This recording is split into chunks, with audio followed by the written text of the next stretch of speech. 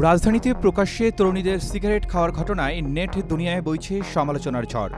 রাজধানীর রাস্তায় গত সোমবার প্রকাশ্যে মাদক সেবন করতে দেখা গেছে বেশ কিছু উচ্ছৃঙ্খল তরুণীকে।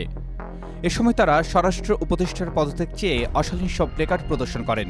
এমনকি এই তরুণীরা উপদেষ্টার কুশপুত্তলিকা দাহ করে নোংরা ভাষায় স্লোগান দেন।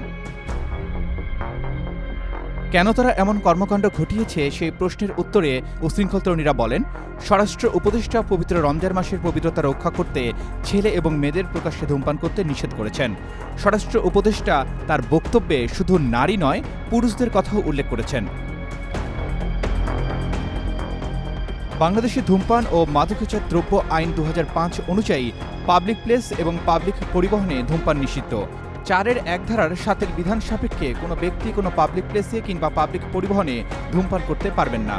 কোনো ব্যক্তি উপধারা ১-এর বিধান লঙ্ঘন করলে তিনি অনধিক ৩০০ টাকা অর্থদণ্ডে দণ্ডনীয় হবেন এবং উক্ত ব্যক্তি দ্বিতীয়বার বা বারবার একই অপরাধ সংঘটিত করলে বারবার দ্বিগুণভাবে তাকে দণ্ডনীয় অপরাধ হিসেবে গণ্য করা হবে। তাদের প্রকাশ্যে এমন উস্কানিমূলক কর্মকাণ্ড আইনবিরোধী তো হয়েছেই, সেই সাথে পাওয়া গেছে আরও ভয়ঙ্কর তথ্য। প্রকাশ্যে সিগারেট খাওয়া এবং স্বরাষ্ট্র উপদেষ্টার পদত্যাগ চাওয়া এই তরুণীর নাম অদ্রিতা রায়। তিনি ভারতের আনন্দবাজার পত্রিকার বাংলাদেশের প্রতিনিধি অঞ্জন রায়ের কন্যা। এই অঞ্জন রায় সাবেক স্বৈরাচার প্রধান শেখ হাসিনার স্নেহধন্য বলেও সামাজিক মাধ্যম থেকে জানা গেছে। মাত্র ৮ থেকে ১০ তরুণের এমন উস্কানিমূলক কর্মকাণ্ড ব্রিটিশ একটি গণমাধ্যম এমনভাবে প্রচার করেছে যা দেখে যে কেউ বলবে এটি একটি বিদেশি ষড়যন্ত্রের অংশ।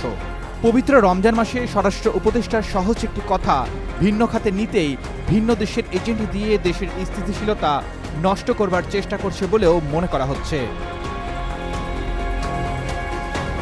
এক ফেসবুক ব্যবহারকারী অঞ্জন রায়ের সাথে শেখ হাসিনা ও এই বিক্ষোভের অন্যতম নেতা তার মেয়ে অদৃশ্যার সাথে তোলা একটি ছবি শেয়ার করে লিখেছেন, বিড়িকাণ্ডের আসল ঘটনা কি বুঝলেন?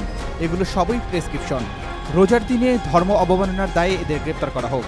এরা স্বরাষ্ট্র উপদেষ্টার পদত্যাগে কেন চায় বোঝার বাকি থাকার কথা না। এছাড়া আরও অনেকেই ফেসবুকে সমালোচনা করছেন। এই কর্মকাণ্ড বিদেশি কোনো ষড়যন্ত্র কিনা তা খতিয়ে দেখার দাবি নেটিজেনদের। Arman Ali, Daily Sun.